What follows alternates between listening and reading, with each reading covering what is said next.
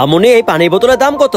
Aunty এটা একেবারেই ফ্রিতে। আরে তুমি সত্যি বলছো? হ্যাঁ, এটা আমার ভালোবাসার ফ্রিজ। যখনই আপনার পিপাসা লাগবে এসে শুধু নিয়ে যাবেন। আরে ধন্যবাদ মামুনি, তুমি অনেক ভালো। এরপর হঠাৎ করে একটি ছেলে আমার পানি খেতে শুরু করলো। আপনাকে অনেক অনেক ধন্যবাদ। আরে দাঁড়াও, কি হয়েছে?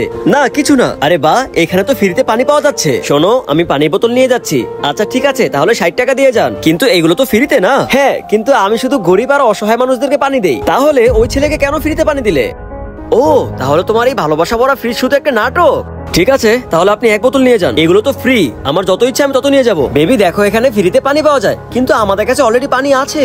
আরে যখন ফ্রিতে তখন কেন নেবো না? আরে বাহ, পানি ফ্রিতে পাওয়া যাচ্ছে, চলো এক কেস নিয়ে চলে যাই। মামুনি আমাকে এক বোতল পানি দেবে? হ্যাঁ আন্টি, আপনি ফ্রিজ থেকে নিয়ে যান। কিন্তু ওইখানে তো আর কোনো পানিই নেই। মামুনি তুমি তো এখানে প্রতিদিন 15 থেকে 20 কেস পানি ভরো। তুমি এখান থেকে এটা সরিয়ে দাও, কারণ পানি তো ওরাই নিচ্ছে যাদের কোনো পানির প্রয়োজনই নেই। হ্যাঁ, আর যার পানি সত্যিকারের প্রয়োজন সে তো পাচ্ছেই না। তোমার এই পরিশ্রমটি পুরোই বিফলে যাচ্ছে। আরে ও তো এই ফ্রিজকে এখান থেকে সরিয়ে নিচ্ছে। আমাকে তাড়াতাড়ি করে কেসগুলো ভিতরে রাখতে হবে।